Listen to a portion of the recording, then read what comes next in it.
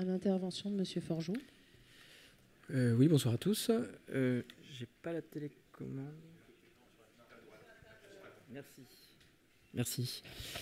Bonsoir à tous. Eh bien, je remercie la fédération, le comité d'organisation, la commission, le ministère et les 17 experts qui sont exprimés avant moi aujourd'hui et celui qui me suivra. La journée a été vraiment passionnante pour ma part. Alors moi, je suis pédopsychiatre à Lyon, à l'hôpital, et expert près la cour d'appel de Lyon.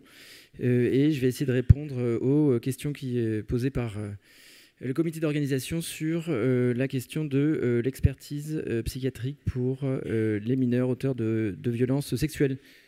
Il y avait un certain nombre de questions qui m'étaient posées et voilà, j'ai essayé un peu de les reclasser parce qu'il y en avait beaucoup et puis on a peu de temps évidemment. Donc je vais proposer une présentation en 3 étapes. D'abord les experts, qui sont-ils ?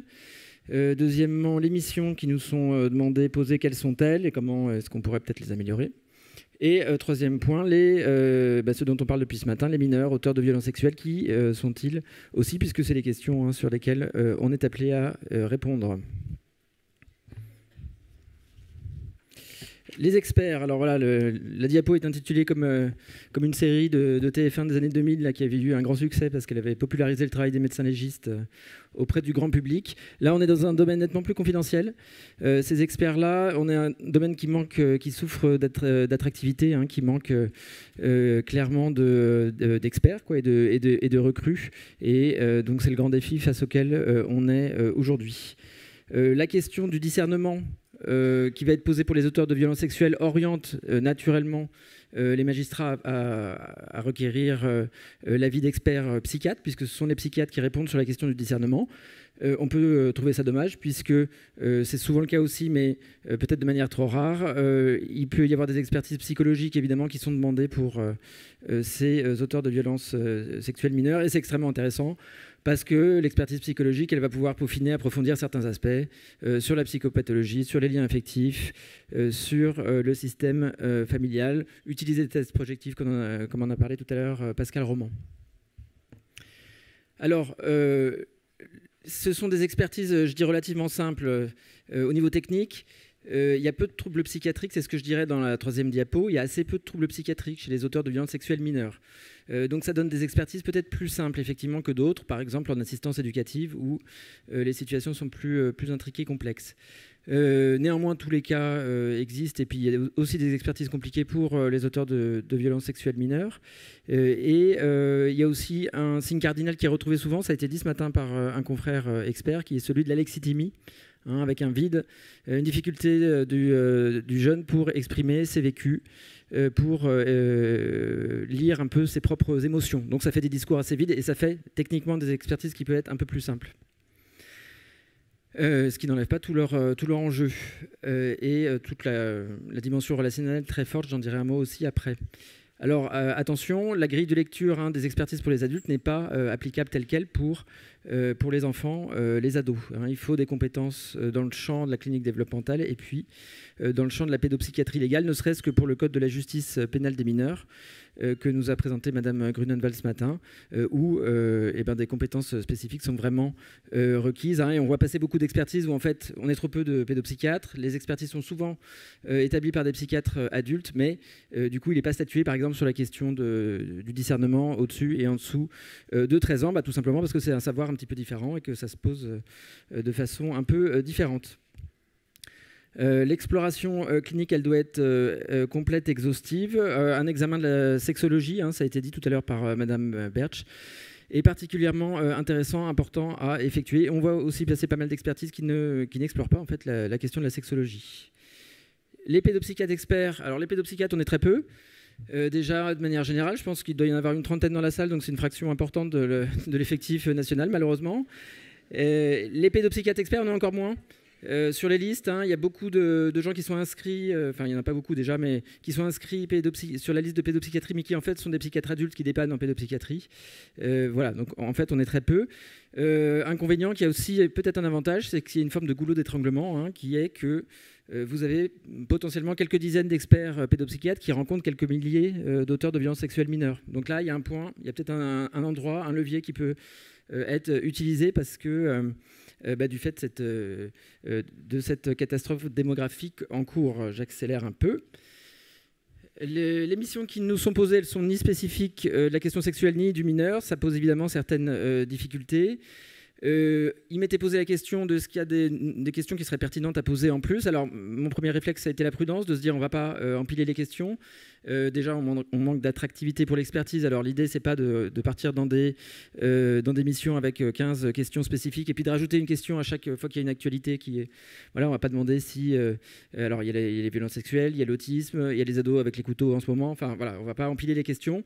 L'expertise, c'est vraiment un travail plutôt de synthèse et avec une dimension un peu universelle. Néanmoins, charité bien ordonnée commençant par les autres, je vais quand même proposer deux questions. Il y a une question intéressante. Quels sont les repères dont dispose le mineur en termes de sexualité ? Elle n'existe pas dans l'émission.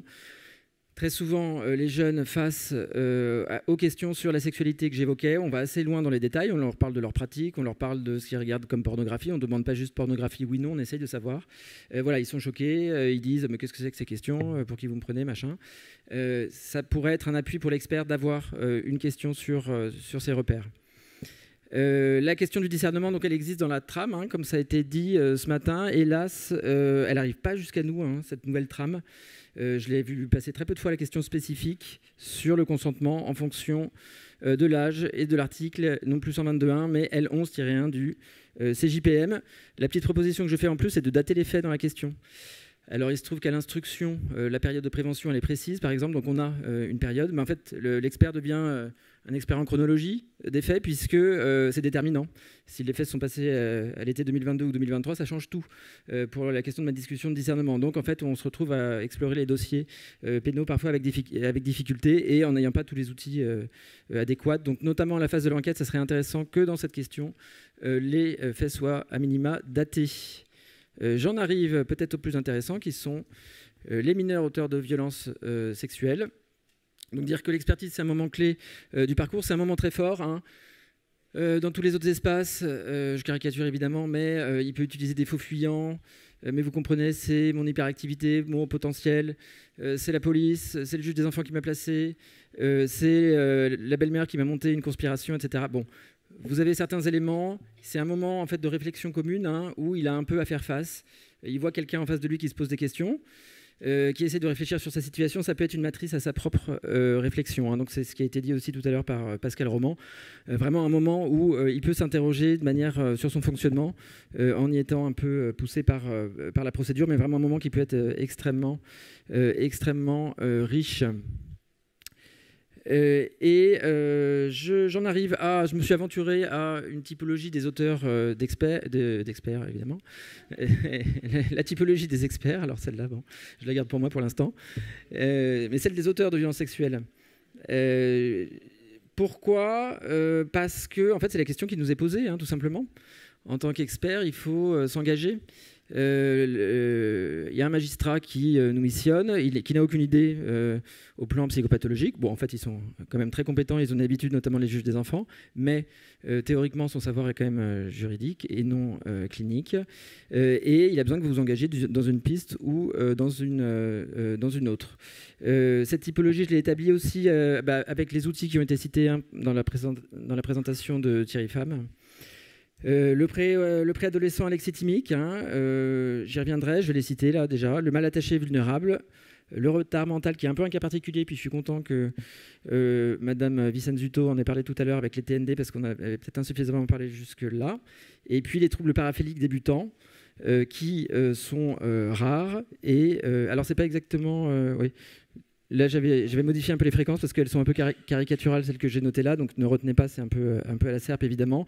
Retenir que le préadolescent alexithymique, c'est quelqu'un de 11, 12, 13 ans qui passe à l'acte, carton jaune, sur quelqu'un de l'entourage, la petite sœur, la demi-sœur, et qui est quelqu'un qui ne s'engage pas dans une carrière psychiatrique, dans une carrière même d'auteur de violences sexuelles, qui réitère très peu.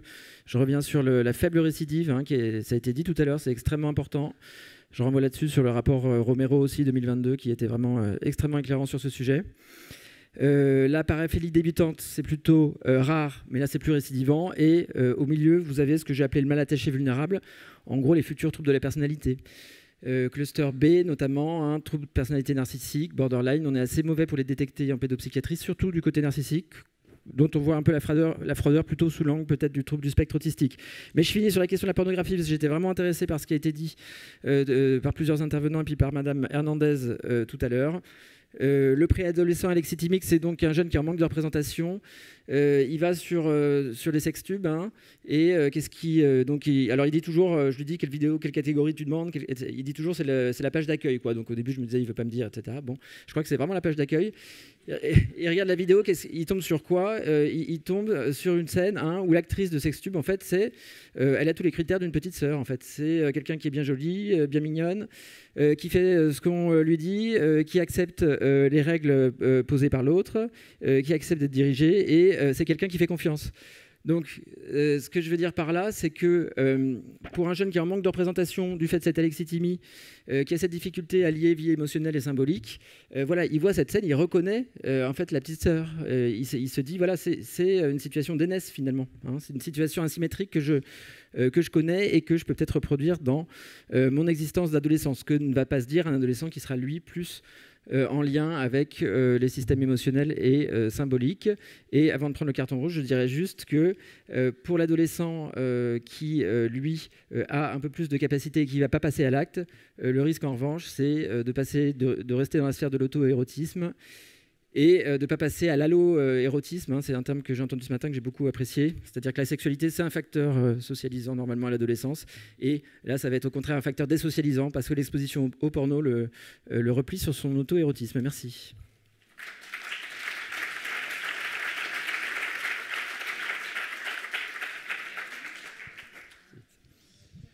Merci et pour votre présentation, et pour votre texte, et pour vos propositions de questions qui paraissent au fond assez évidentes. Enfin, ça me paraît tout à fait inapproprié de maintenir ces missions d'expertise diffusées, pleines parfois de fautes et en tout cas très insuffisantes. Bon.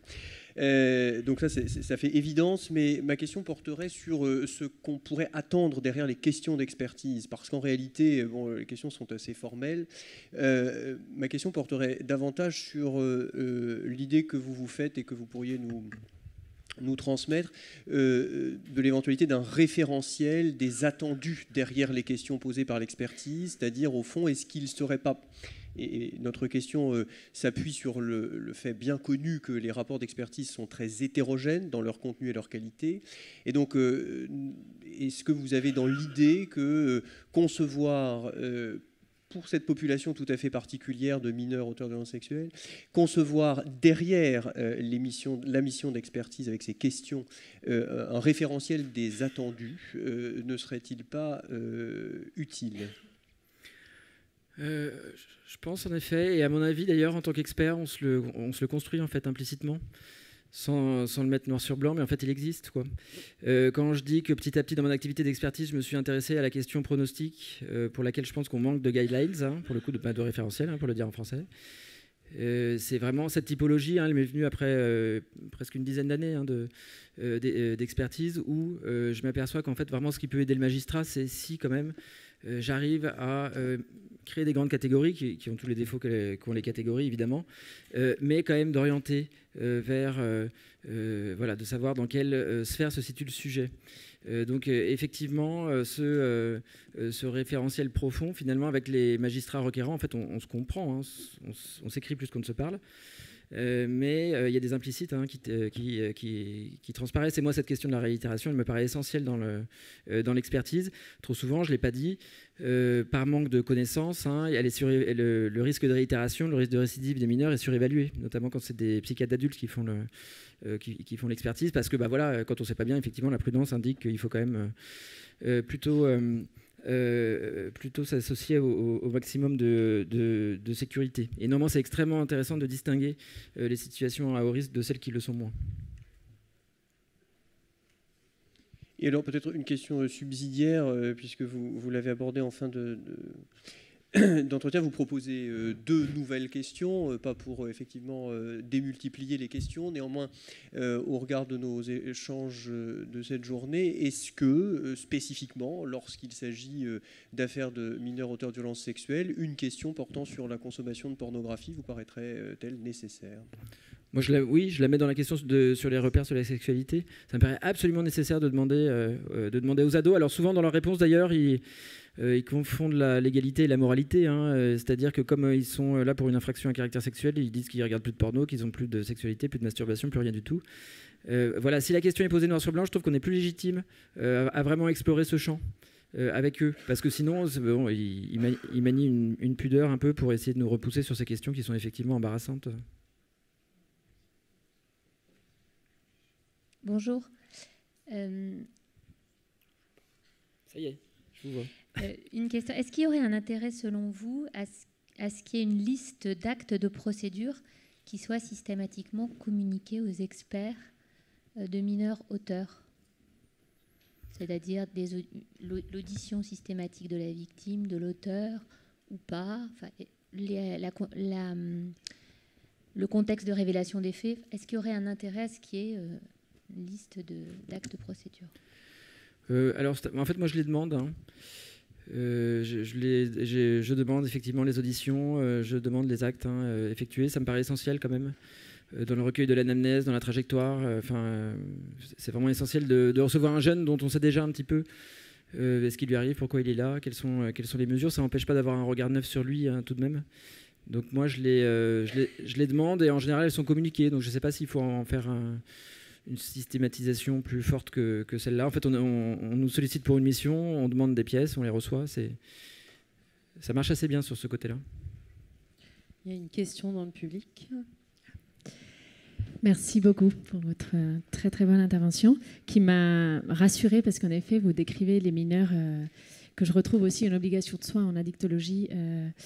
Et pour le coup, concernant la présentation précédente, je ne retrouve pas trop des jeunes avec des déviances sexuelles marquées ou un trouble de personnalité antisociale. Enfin, voilà, je trouve plutôt des alexithymiques, etc. Et alors, ma question était surtout sur la paraphilie débutante. Je pense que c'est un âge où, quand même, les paraphilies ne sont pas complètement installées. La consommation de pornographie, vous en avez pas mal parlé, est assez fréquente et du coup peut aussi désorganiser un peu la logique ou les goûts du jeune qui peut être un peu perdu sur ce qu'il aime, ce qu'il n'aime pas, etc. Voilà, donc comment être sûr que c'est de la psychopatho, comment être sûr qu'il est en train de développer une paraphilie? Est-ce que vous pouvez nous éclairer un peu sur comment vous évaluez ça et qu'est-ce que vous voyez comme paraphilie débutante? Merci. Oui. Merci d'y revenir parce que j'avais pas complètement j'avais pas été complet. La question de la paraphilie débutante, c'est complexe. Déjà, c'est difficile de le penser, de s'autoriser à penser qu'il y a une déviance et qu'il y a quelque chose de l'ordre de tout ce que la paraphilie peut soulever chez tout un chacun comme réaction et puis comme vécu. Donc c'est important déjà de se dire que c'est une possibilité, que dans l'histoire de la paraphilie, l'histoire clinique, effectivement, c'est un trouble qui débute à l'adolescence. Pourquoi je dis que c'était rare dans les profils? Je parle des profils reçus en expertise. La paraphilie, c'est un problème qui est assez relativement fréquent, en tout cas beaucoup plus fréquent qu'on ne pense dans la population générale. En expertise pédopsychiatrique, on en voit assez moins, puisque pas tous les paraphiles, finalement, ne passent à l'acte dès l'adolescence. Parfois, la carrière d'auteur d'actes de violence sexuelle commence ultérieurement. Donc c'est pour ça que je disais que c'était assez rare, mais ça ne veut pas du tout dire qu'il faut le négliger. Et par contre, on en voit. Effectivement, on en voit beaucoup autour du maniement de la violence. Voilà, c'est pas encore des paraphilies extrêmement... Alors, ils en parlent peu, déjà, c'est difficile à explorer, donc, comme tout l'interrogatoire sexologique, ce que je disais. Voilà, les raffinements sont pas, les fétichismes sont pas encore très identifiés, pas très poussés sous cet angle-là, mais on peut voir déjà un petit peu des angles de vue avec des ados qui sont souvent dans le retrait social. Mais je trouve ça, pour l'instant, c'est encore un peu une des énigmes, un des mystères de ce travail d'expertise avec les ados, c'est comment essayer de mieux les dépister. Et une dernière question. Bonjour et merci. Je sais que c'est un peu... Bon, c'est une question bête, en fait, mais je sais que c'est compliqué de poser des diagnostics en général chez les adolescents et en expertise peut-être encore plus, mais est-ce que vous avez un peu une idée de la distribution diagnostique chez les mineurs auteurs de violences sexuelles? Parce que du coup, dans les profils que vous avez un peu listés, on peut imaginer certains troubles qui iraient peut-être dans certaines catégories de manière un peu plus prégnante. Est-ce que vous avez des données diagnostiques ou Alors j'ai surtout des données cliniques et expérientielles en fait en fonction des ados reçus. Donc là moi je parle de ceux pour lesquels il y a une procédure, donc c'est déjà un certain type d'auteur peut-être. Les alexithymiques peu psychopathologiques, enfin peu cliniques, c'est vraiment écrasant comme catégorie. Vraiment l'agression sur la demi-sœur, le demi-frère évidemment je l'ai pas dit, le cousin, vous avez compris. L'agression de proximité d'un préadolescent, c'est des auteurs jeunes, 12, 13, 14 ans. C'est vraiment ça. Le confrère ce matin disait qu'il envoyait 2 par semaine. Oui, c'est vraiment c'est tout le temps. Les autres catégories peut-être un peu moins. Les futurs cluster B très difficiles à diagnostiquer, comme je dirais, je m'aventurerai pas. Le retard mental un peu plus rare encore. Enfin, ça serait dans l'ordre que j'ai mis sur la diapo. C'est-à-dire les alexithymiques, après les vulnérables narcissiques et ensuite le retard mental avec des cas particuliers qui sont étudiés à chaque fois, et puis pour finir les troubles de paraphilie débutante qui sont à mon sens les plus rares. Alors j'ai peut-être pas répondu aux grandes catégories. Les troubles du spectre autistique, vous m'attendiez ou ouais. SSPT, TSA, est-ce qu'il y a des troubles schizophrénie SSPT, débutants, est-ce que dans les grands diagnostics... C'est quoi SSPT? Syndrome de stress post-traumatique. Ah oui, d'accord. Excusez-moi. Je l'appelle PTSD. Oui, j'en ai pas parlé. Ceux-là, je les mets du côté des vulnérables aussi. Bah, vous m'excuserez, c'est caricatural ce que je dis évidemment. Les troubles du spectre autistique, qui peuvent... j'ai dit toute la discussion complexe qu'il peut y avoir à leur sujet. Je pourrais pas être plus précis pour vous répondre. Merci. Merci.